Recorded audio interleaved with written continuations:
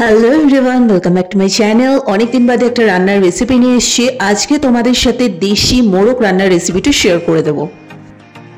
ফার্স্টে আমরা দেশি মোরগটাকে ম্যারিনেট করে রেখেছি।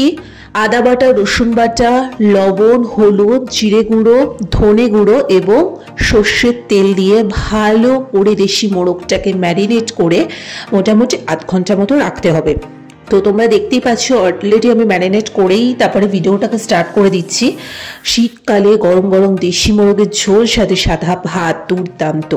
তাই ভাবলাম আজকে যখন রান্না করছি দেশি মোরগ, তোমাদের সাথে রেসিপিটা শেয়ার করা যাক, কারণ অনেক দিন হয়ে গেছে আমি রান্নার রেসিপি কিছু শেয়ার করছি না।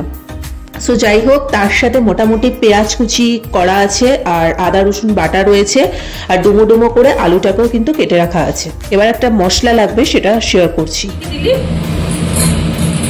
এটা গোটা গরম মশলা, দারচিনি, এলাচ, লবঙ্গ, গোটা গোলমরিচ, গোটা জিরে। তো গোটা গরম মশলা যা যা ভাই বললো সেগুলোই কিন্তু সুন্দর করে একটু রোস্ট করে দেন ওটাকে মিক্সিতে গুঁড়িয়ে নেওয়া আছে। এবারে আমরা ফার্স্টে আলুটাকে ভেজে নেব। তাই ডুমো ডুমো করে আলুটা কেটে রেখেছিলাম আগে থেকেই, তার উপর একটু নুন হলুদ মাখিয়ে গরম গরম সর্ষের তেলে আমরা সুন্দর করে আলুটাকে ফ্রাই করে নেব।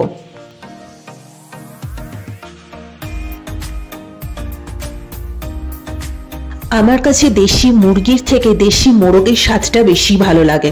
আর এবছর 31st নাইটে আমরা পিকনিকে দেশি মোরগটাই রান্না করেছিলাম। মুখে এতটাই সুন্দর স্বাদ জড়িয়েছিল, তাই ভাবলাম বাড়িতে কেন একবার ট্রাই করবো না। আর বাড়িতে ট্রাই করলে তোমাদের সাথে রেসিপিটাও শেয়ার করা হয়ে যাবে।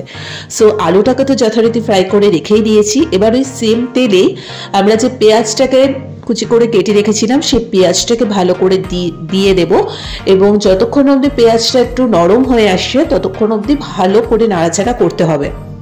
এবার যখন দেখবো পেঁয়াজটা হালকা নরম হয়ে এসছে, তার মধ্যে আদা রসুন যে পেস্টটা আমরা করে রেখেছিলাম সেই পেস্টটা ভালো করে দিয়ে মশলাটাকে ভালো করে কষাতে হবে।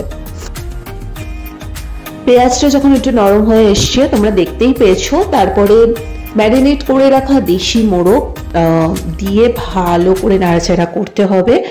আর দেশি মোরগটা হতে কিন্তু একটু বেশি সময় লাগে, সুতরাং একটু ধৈর্য নিয়ে একটু রান্নাটা করলে ভালো হয়। আর ভাই এর মধ্যে একটা গোটা রসুন দিয়ে দিয়েছে, দেখতেই পাচ্ছ, কারণ গোটা রসুনটা দিলে খেতে কিন্তু আরো টেস্টি হয়। এর মধ্যে একটু গোলমরিচের গুঁড়ো ভাই অ্যাড করেছে ঝালটা হওয়ার জন্য। তার সাথে ওই যে মশলাটা ভাই করে রেখেছিল, গোটা গরম মশলা যেটা ভাই রোস্ট করে গুঁড়ো করে রেখেছিল, সেটাও কিন্তু এখানে অ্যাড করে দিল। এই মশলাটা কিন্তু ভীষণ ইম্পর্টেন্ট, না হলে কিন্তু ভালো সেন্ট হয় না। দেখো এক একজন এক এক রকম করে রান্না করে, ভাই যেভাবে রান্না করেছে সেটাই তোমাদের সাথে শেয়ার করছি। এরই মধ্যে দেখে নিলে যে কাঁচা লঙ্কাও দিয়ে দিয়েছে। তোমরা যেরকম ঝাল পছন্দ করো সেরকম কাঁচা লঙ্কা কিন্তু অ্যাড করবে। আর খুব ভালো করে কিন্তু তোমাদেরকে নাড়াচাড়া করতে হবে।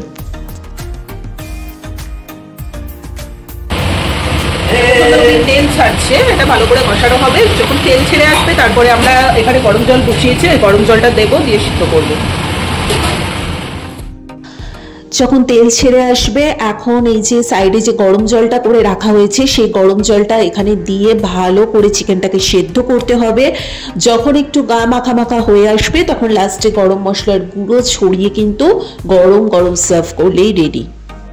শীতকালে গরম গরম ধোয়া ওঠা ভাতের সাথে গরম গরম দেশি মোরগ খাওয়ার মজাই আলাদা। আজকের রেসিপিটা ভালো লেগে থাকলে লাইক কমেন্ট শেয়ার সাবস্ক্রাইব করে দিও। সো চলো আজকের মতো এখানেই টাটা।